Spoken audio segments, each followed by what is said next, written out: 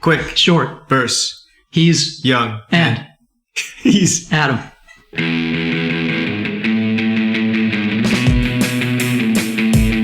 Quick, short, verse. Adam and Young. Quick, short, verse. Young Adam. Quick, short, verse. Quick, short, verse. Quick, short, verse. Adam and Young. All right. Here we are. Yep, here we are.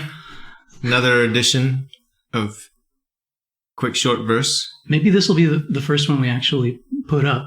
Yeah, I think I have a feeling that it will be. You feel it? Yeah, I can feel it. Because we've done a few now, and Yeah. they amounted to jack shit, so... So this one This might one as better well be something, yeah. Where do you feel it? Where do I feel it? Yeah. Just in my psyche. And in my aura. Ooh. I feel it in my loins. Oh, you feel it in an actual spot in your body somewhere? Yeah. Why your loins, though? Whenever I'm going to create something. What exactly are loins, anyway? I don't know. Is it? I always picture them as being like the inside of your thighs, Yeah, I kind of do too. but I don't know what. I think it's inside of thighs up to junk. Yeah. And back down and yeah, loins, flanks, haunches. This all it seems like kind of old timey, like slightly racy terminology that now is totally fine. Or it's like you're describing an animal's body, and then you're just kind of sort of applying it to humans, Yeah, like that's a pork loin or a tenderloin or whatever. Yeah. I was just reading, I just finished reading Lady Chatterley's Lover. Do you know that one? Mm-hmm. D.H. Lawrence. Oh yeah, that guy compares like people's bodies to like horses and stuff, right? Well, I mean, he's using those same terms we were just talking about. Oh, yeah. All those ones that I said. And I don't know how typical that was. I got the sense that maybe it was more of a normal thing. I read one of his books. I think it was Women in Love. And there's parts where he's like comparing the way someone's like walking. I think he's walking upstairs. Compared it to like a horse somehow. Horses can't go upstairs. Yeah, but I mean like the way their legs were moving or something, or their musculature or something. Huh.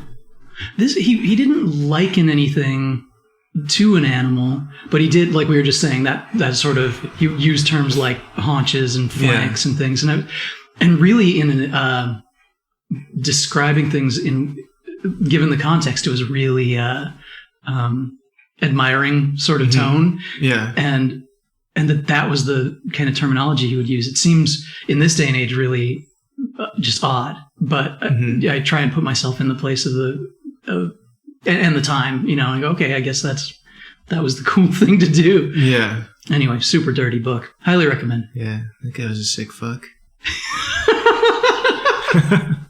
I liked him. No, I'm just kidding. For the time when he was writing, he was a real sick fuck. Was he? Yeah, we kind of caught up to him. Was that the Victorian era? I don't even know. I think this one took place in the 30s. Oh, okay. Okay, then it was actually. Maybe I don't know what that would be. When did Victoria die? I'm not an Anglophile. Neither am I. Well, I am, but I don't know the actual history dates and all that shit. Do you have a picture of the Queen up in your home? No, I don't. That'd be taking my Anglophilia a little bit too far. How come philia sounds way dirtier? Like you can be an Anglophile and that's fine, but if you talk about Anglophilia, now it sounds like something's getting rubbed up against something else. Yeah. Like I don't know. I sleep with a picture of the Queen in my bed, and a Queen body pillow. Yeah, and I dry hump it. Yeah, occasionally. Like I wake up and go, oh yeah, I'm really horny, and I just start rubbing against the Queen. Because that's how much I love, that is love. English stuff, yeah. Love of country. Yeah. Another good body pillow would be one of those guardsmen with the big fuzzy hats on the top. That's just made for body pillow. But do those guys have rifles or something? Or yeah, you have bayonets on those things? I thought so. Yeah, that part we'd have to leave out. Yeah, you don't want that. Yeah. This is getting back into the masochism. Mm-hmm. But speaking of world, travel and whatnot. That's right. Let's take it around the globe. Yeah. So this week in world exploration, we're going to Iceland to see the beautiful natural sights, dip our bodies in a Nordic hot spring, eat local foods such as fermented shark, and experience the country's cultural attractions. Right now, we're at the Icelandic Museum of Sorcery and Witchcraft, and I'm about to ask this Icelandic person about it. Hello, may I ask you some questions? Ja, visst. Is entry to this museum free? Ja, Why is it free? það fjármagnað af skattgreiðendum. Cool. That is cool. Já, það smart.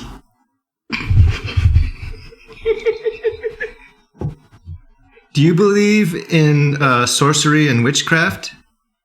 Ég veit ekki með vissu, en það mikilvægur hluti af menningu okkar. I didn't know Vikings did magic. Ó já, mikið af því. Who's your most famous sorcerer? Probably John Rogenvaldson.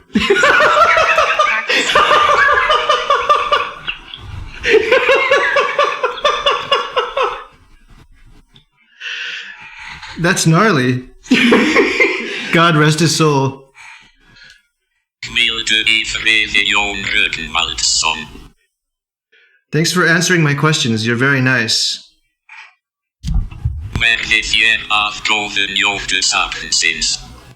Thanks, I will. That was an exciting trip to the Icelandic Museum of Sorcery and Witchcraft. And that guy was really nice. He was helpful. Yeah, it was very helpful. We Must might be need that Scandinavian hospitality. subtitles for this bit. Not for our more cultured listeners. That's right. They're fluent in like every language, so we don't need to do that. You hear a lot these days about respecting your audience. And we're Yeah. just respecting the hell out of them right now with this. Yeah, I have almost too much respect for them. Yeah. I've been meaning to expect talk them with to you about that. understand every language spoken in the world right now. Yeah. I expect nothing less of them. Mm-hmm. You're like a stern parent with our audience. Exactly. Yeah. You can do better. It's tough love, though. We know you've got this in you. Yeah. We do it because we love you. Mm-hmm. Now go to your room. You little sons of bitches.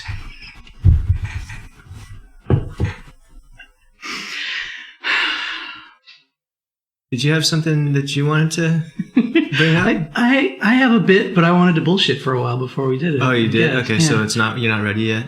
Well, I'm ready. Yeah. Well. You're ready. You just don't want to do it yet. Oh, are you ready? Yeah. I don't think you are ready. I just don't want to. I don't want to go bit to bit because then we're gonna we need padding between these things because it's the post and rail system. Okay. I don't know what that means, but Like these bits are our posts, and we ride from post to post on a rail that is made of bullshit in this case. so it's just like a train analogy. Yeah, Okay, I thought maybe it was an architecture thing. it's kind of it's muddy. It is? Yeah, Huh. It's kind of a weird metaphor. muddiness. You don't even know if you're talking about a train or a building or what. Well, it applies itself in lots of ways. Like there's none of which are probably funny, but you got posts, you got beams. Sure, that's architectural. Yeah. You got train stations. Mm-hmm. That works. Going from station to station. Yeah. The post and rail? Yeah, I heard about it from actually when I was putting my portfolio together to get into the architecture program. It was a photography professor who was looking over stuff and was telling me that I should pick the strongest pieces in my portfolio and space them out throughout it. Like start with one, end with one, and have them interspersed in between. And then the material that I feel is less strong can kind of pad out in between those things. So you're kind of going from point to point. And Actually, I completely disagree with that philosophy. Really? I think it should just be all posts. That's like admitting that you have like mediocre shit that you gotta just shove in the middle and you only have like 2 or 3 good ideas, right? I think your teacher was sabotaging you. He's like, yeah, Adam, it's okay to just have like it's okay that this is shit. 2 good ideas and then just pad it up with shit in the middle. Yeah. Well. So he yeah, you know, he kind of did have it in for me. He was jealous. And he was trying to bring me down. Yeah, he was jealous of you. He's trying to set me up. So I go in and I look like a fool. The people evaluating my work, I'm like, what's with all this shit in here? I said, good thing, shit, good thing, shit. So it's like you're out of here. 80% shit. Yeah. Or even 90% shit. Well, let's be kind. Okay, well. 80% shit. Yeah. Yeah. Your professor just saw, you know, all the potential in you, and you're just like young and up and coming, and he's like, this little fucker, he's never going to surpass me. Yeah. Never. I'm going to pretend like I'm helping him, but really be hindering him. Yeah. It was pretty dark what he did, actually. Yeah. That guy needs to see a fucking therapist. Most people just tell you to go fuck yourself. He had this whole Count of Monte Cristo-esque situation evil plot. going on. Yeah. Wonder what I did to him. You didn't do anything to him. He's just a bad person. Yeah, I guess you just have to learn to let things like that go. But if you do like happen to see him, you should give him a piece of your mind. Definitely. Yeah. My eyes have been opened on this whole thing. It's a good thing you brought it up. Yeah, all posts. All posts. Just wall-to-wall no rails. Posts. Yeah. Fuck the rails. No rails. It's a shitty metaphor anyways. Yeah. It felt profound at the time. Huh. It reminds me of something that, that I've talked about with you before, it's a phenomenon I like to call fair weather enthusiasts. It's these people who, when the weather's nice, like during the spring and summer, you just see them on social media like, oh my God, I'm so into golfing and fishing and jogging and biking and camping and all this crap. But then as soon as it gets cold outside, they just completely vanish. During the spring and summer, they look like they're fucking training for the Tour de France. And then it's just like a little bit cold outside and you don't see these people anymore. Yeah. They're inside with their space heaters and their Netflixes. Yeah. They're watching Netflix, like binge watching TV and eating shitty food. Then they're in the summer, they pretend like they're into that stuff again. They're watching Game of Thrones with all that snowy business in there. Yeah. It's like if you're really into, if you're that into like 10-speed bicycling, then you should do it all year round. Do it all the time. Yeah. Don't be an asshole. Don't be a half-assed piece of shit about it. 100% posts. 100% posts. Yeah. You're not a bear. You don't need to hibernate. No. Never said I was a bear. Yeah. Whew. All right. I have a bit. Okay. This might be a recurring bit. We'll see. As you may know, I like to fancy myself a bit of an armchair futurist. Okay. Did you know that? I didn't know that. Oh. What do you mean by that? What is an armchair futurist? Well, I like to keep my ear to the ground. I like to keep my finger on the pulse. To keep my eye on the future. I like to sort of try and figure out what the next big thing is going to be. Do you do all that at the same time? Like you got your ear on the ground, your finger on your pulse, and that's right. Your eye looking towards the future? Well, it's hard to do the ear on the ground and the eye looking somewhere because at that point, even a curb, even a low curb is going to get in the way of me seeing too far. Well, just find an area where it's just really flat. Yeah, curbless. And it goes off into the distance. It goes off, level or falling slightly would do it. Yeah. And I try and find myself in those situations. Okay. And really think about what's going to be the next development. So the name of the bit, I want to call it Way of the Future. The way of the future, the way of the future, the way of the future, the way of the future, the way of the future. Wave of the future? Way of the future. Way of the future, okay. Yeah. And just kind of, it's a little bit like reading tea leaves. I feel like I have a gift for it. I kind of, this nowadays, one of the things that really I gravitate toward when I think about this stuff is convenience, because if you're going to be successful with a product or service these days, it has to be something that makes life easier and more convenient for everybody, right? And we have, I don't have to tell you, we live in a fast-paced world. You and I barely have time for this podcast. We're working so damn much. We work so much. Like so much. It's a miracle that we're able to meet in the same place at the same time. Yeah, definitely. Busy lives. Nevertheless, we still need to eat. And that's what this, I'm kind of this confluence of this busyness, this need for basic human functions like sustenance. You need something, still needs to be delicious, needs to be nutritious, it needs to be fast now. This isn't totally undiscovered territory here. We have services now like DoorDash and Uber Eats and things like that, where they try and make it easier for you rather than having to like go to the restaurant. You just tell them to go and pick the stuff up and bring it to you. But I see ways that they're really falling down. They're not doing it enough it's not really convenient. Sometimes I see here from my apartment, I can look out, see these drivers pulling up, and they like stop at the sidewalk. You have to go out to the car to get your food. Like what is that? What are we doing here? It's not like I have a lever and pulley system that's going to get the food up to me, right? Yeah, exactly.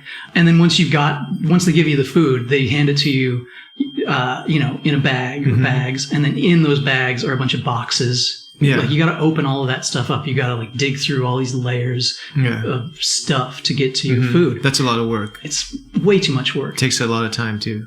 And then once you're through all of that monkey business, there's your food. You got to chew it. Like a caveman. Oh, yeah. Yeah. I've noticed that chewing takes a lot of work, too. I get really, like, sometimes I sweat from eating. Like, I just work up a sweat. You can burn as many calories as you're consuming if you're doing it wrong. And sometimes I am. Yeah. And so, I'm kind of peering into the future, and I'm seeing, like, the innovation that's around the bend is going to alleviate all of those things, I think, if this goes the way I'm seeing it. Let me set the scene for you. You're home after a long day at work. You're exhausted. You're starving. The last thing you want to do is prepare and chew a delicious meal. Yeah.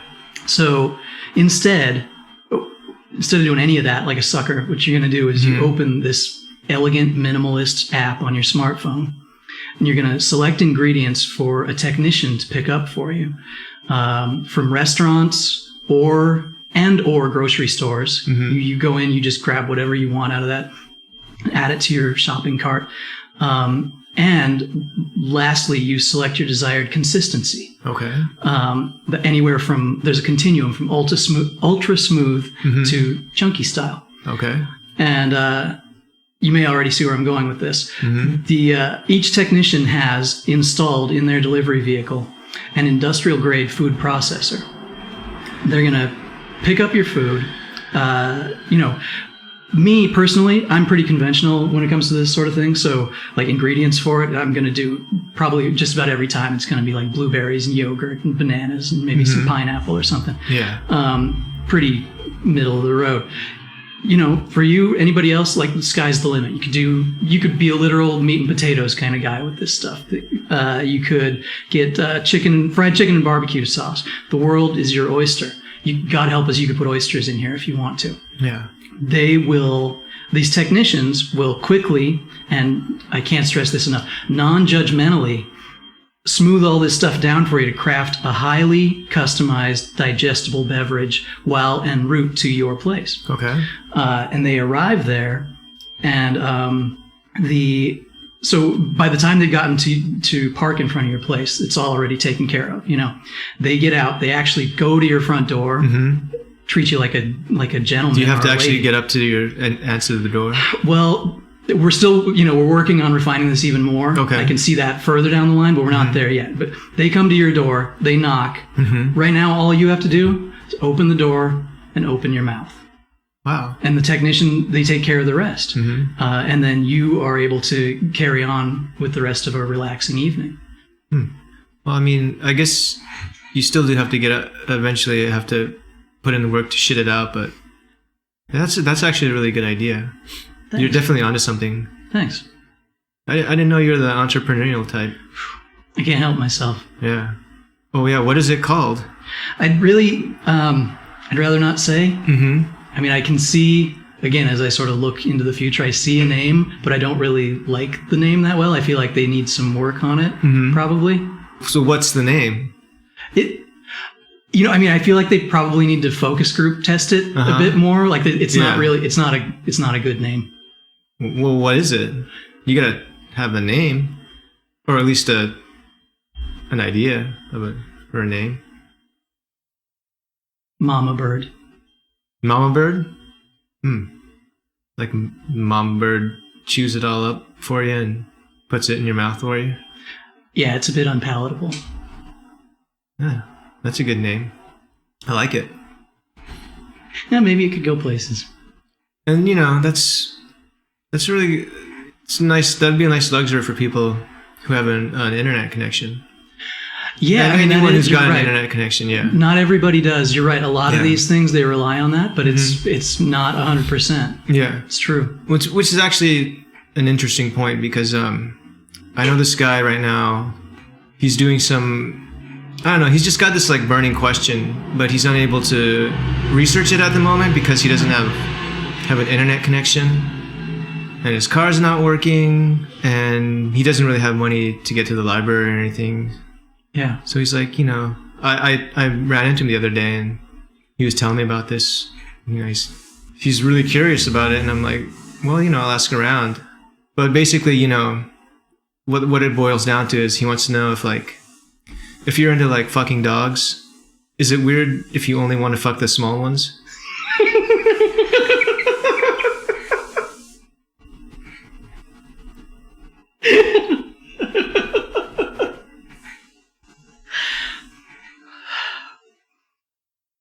Yeah, it is. Is it? Yeah. Are we crowdsourcing this, or was I? Yeah, I mean, I'm going to ask around. Are you the middleman here, or like? Okay. Yeah, basically. But you don't want to just go to Google. You want to crowdsource it. Yeah, exactly. Yeah. Okay. That's my vote. I told him I'd ask around for him because he didn't know where else to go. That's good. That really takes me back. That's how you used to have to ask any question at all, any weird thing. Yeah. Or is it weird if you only like the Asian breeds, like Shih Tzus or Pugs? Shibas.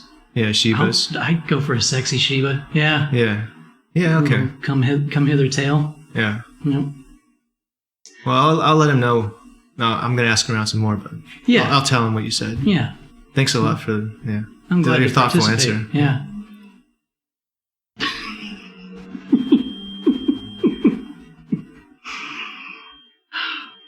Mambas are not a good podcasting food. No, they take a long time to chew. Yeah, and it's noisy to open them. Yeah. I don't know what would be a good. Well, what would be a good podcasting food? Mashed potatoes. Smoothie. Yeah. Smoothie. Oh yeah, smoothie would be good. There's mashed potatoes. Like I love them, but when I picture, I know they're kind of gross in a way. Yeah. I don't know why. Do you think so? A little bit. Maybe the texture. Yeah. Did you know that Elvis was like, one of his favorite foods was mashed potatoes, and he just ate like ungodly amounts of it? No. Yeah. I heard a lot about sandwiches with peanut butter and pickles. That was one of his things, yeah. Which is a really good, Wasn't it peanut butter and honey or something like that? Or it was something like that. Peanut butter and honey, and I thought pickles were involved. Oh, pickles were involved? There's a really good fried chicken place in Portland that does a sandwich that has, on top of the fried chicken, mustard, honey, pickles. Is that it?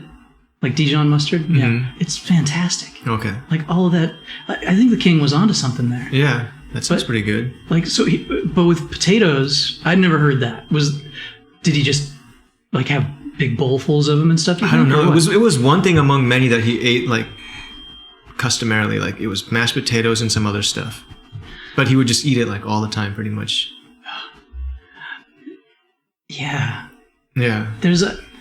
That reminds me of Aretha Franklin. She had a similar she was really into like pretty traditional soul food, I think. Yeah. And she would just have a lot of it, Mm-hmm. you know, like there's something, I don't know, having the means to just have that stuff piped into your system 24/7 is just not a recipe for sustainability. Yeah. She got pretty big there at some points. Yeah.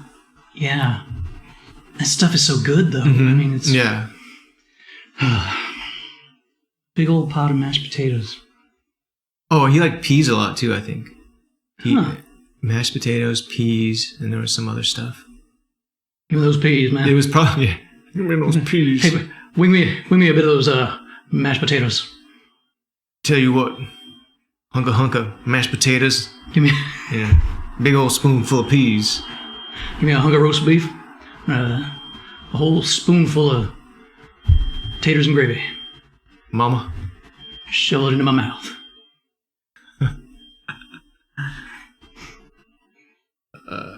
We need more Elvis impressions in this show. Yeah. Like that sweet little baby Jesus song. Sweet little baby Jesus. He never stepped on no sidewalks. Sweet baby Jesus. He never... A little baby mama. A little baby Jesus. He never rubbed on no doorknobs. Sweet baby Jesus. Just hanging out in this manger. Sweet baby Jesus. Sucking on Mary's titties. It's kind of a now it seems almost like a sitcom. Like you and I never really thought of Jesus like baby Jesus' day-to-day life. Yeah. But we're kind of filling it out right now. I imagine he's wearing sunglasses through all of this, for one thing. Yeah, some Ray-Bans. Yeah, because that's just how cool he is. And yeah, he's sucking on boobs and Crying sometimes. sometimes But he didn't cry too much because he was Jesus. he's Jesus. Yeah. Mary's like, he's such a good baby. He almost never cries. And everyone's like, he's fucking Jesus. Yeah. And, well, they didn't actually believe it until he was like 32 or whatever. Yeah, people would go up to him and be like, see that little guy? Mm-hmm. I don't believe in him. Yeah. Supposedly he's like our savior, but I don't see it. I don't, He looks like a normal baby to me. Yeah. Just shitting his pants and drinking breast milk. Things that every baby does. Yeah, my baby can do that. Is my baby your personal savior? Yeah. It's kind of like a Jackson Pollock painting, you know. My kid could do that. Yeah. That ain't art. That ain't Jesus. That ain't saving. That ain't nothing. That ain't nothing. Oh, that ain't nothing. Tell you what. I'm fixing to throw this baby in a river. I'm tired of this Jesus talk. Huh. Really off the rails here now. Yeah. But there are no rails in this. There are no rails. Just all posts. It's all post. You're off the posts. Just post. It's really inefficient, you know, to build something that way. I don't care. I just want Post. 100% excellence 24/7. Yeah. Top to bottom, side Something's to side. always better than the other thing, though. But you want everything 100%. There's nothing ever better. At least you shouldn't approach it that way. Maybe there is, but you don't let that thought creep into your mind when you're doing it. What if it does, though? Then you're a weak-minded baby. Yeah. I was afraid You're of not that. fit for survival. Maybe you should just kill yourself. I've been waiting for this conversation. I had a feeling it was coming. Yeah. The world doesn't have space for weaklings. It doesn't have space for that many posts. This is all posts you're talking about. Yeah. It can work. It can happen. Like, so if you built a house, it wouldn't even be hollow. There wouldn't be rooms inside. It would just be a solid, like, just a Just block walk. of a house. It'd be like a Monopoly house. You try to enter and you just Yeah. walk into a big piece of wood. Come on in, get in here. Quit fucking around. Bonk. No doors, no windows. It is painted on. Yeah. It's perfection. Get used to Yeah. it, asshole. Get out of my house. You just don't know. You're just so used to, the comforts of like being able to enter a building. Yeah. And like have a room to be in and stuff. Yeah. You need to kind of purify yourself of those quaint notions. You need to kill your old, weak, useless self. Mm-hmm. So that something adapt to this new world. Stronger can be born. Yeah. I feel like I'm helping you develop a cult right now. I don't know why. Mm-hmm. Well, only those who really want to follow me would follow me, so it's not really a cult. I find it odd that you didn't say that part right to start with as soon as I mentioned it as a cult. Like there was another sentence in between there. What do you mean?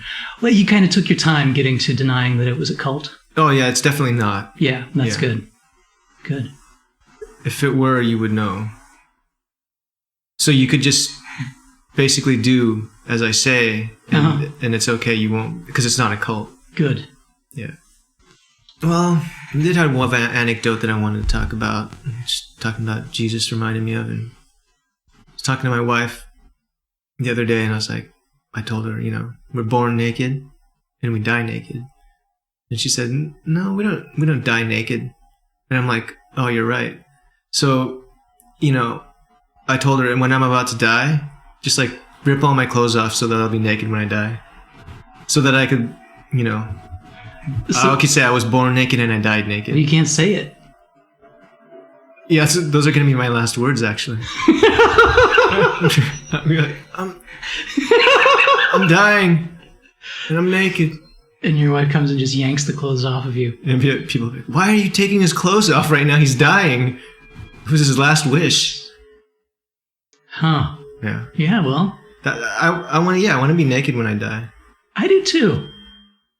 I don't just want to be naked, though. What else do you want to be? You want to be like having sex or something? Yeah. Nah, that's too much work.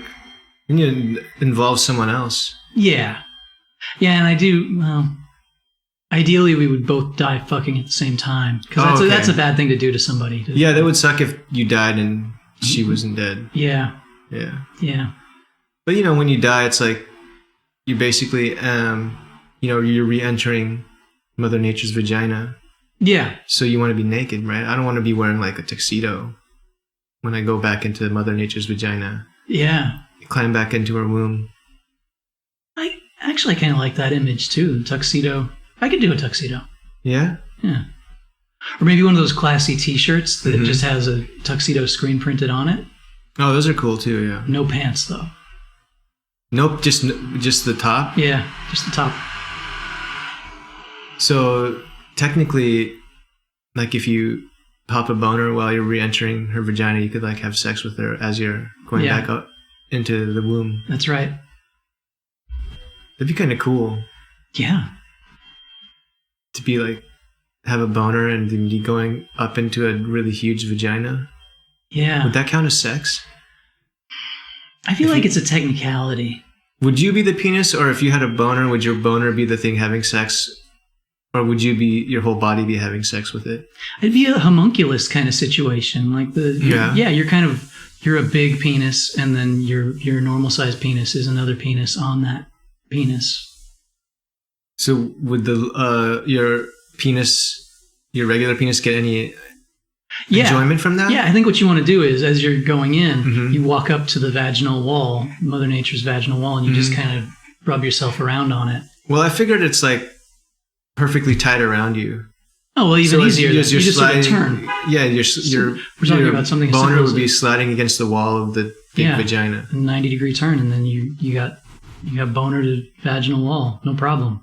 What if it was like really, really, really long though, like miles and miles, and you like that'd be great. Ejaculated multiple times.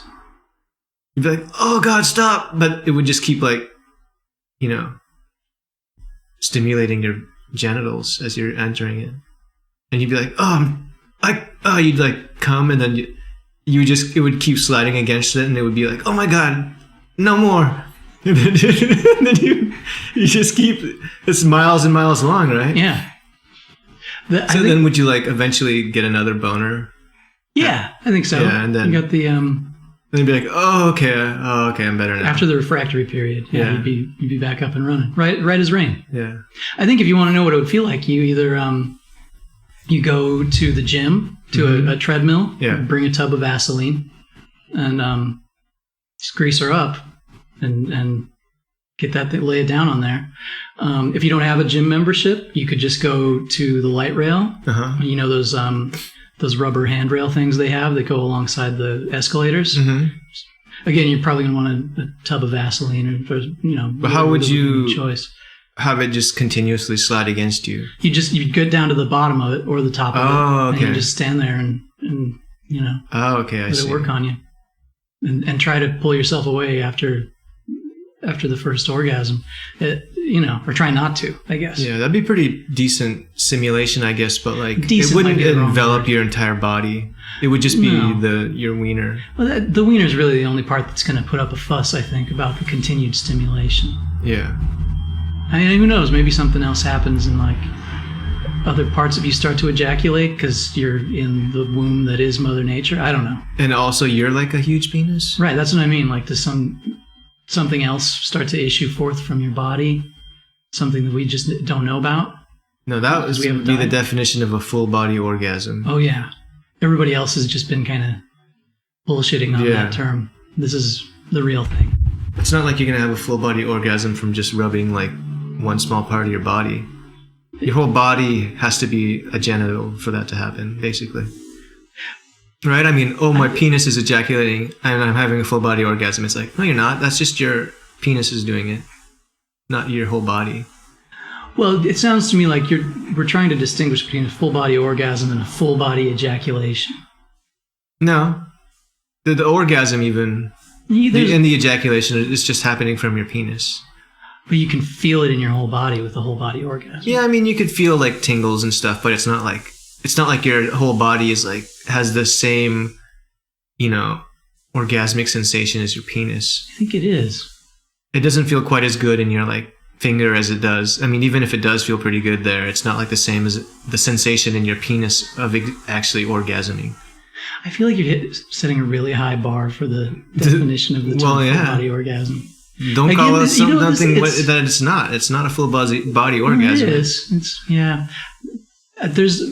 We got to talk to you about standards. I think there's all this post business is really, That's my standard, though. Yeah. I mean, it's so high that, and this podcast that we're doing now is so good that this might be the only one that we ever do. Yeah, it can't be any better. We can't get any better than this. Yeah. This is all post. Mm-hmm. That's the way, the cookie crumbles around here. Mm-hmm.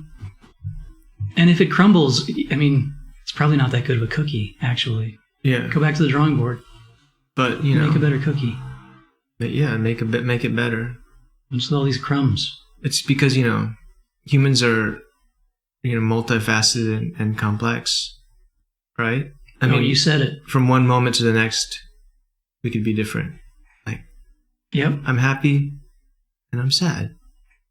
Yeah. And then you could be like, I have an erection one moment, and then I don't have an erection the next. Mm-hmm. And is that why you're sad? So technically, I have a bigger penis than myself. Yeah. Because I'm like two different people in those moments, when I'm erect and then when I'm not erect. Yeah. So, never let yourself forget it either. Yeah. And I also have a smaller penis than myself. Yeah. Yeah. How horrible that must feel. Yeah. Sometimes I'm like, yeah, that's right. You got a bigger dick than yourself. Yeah.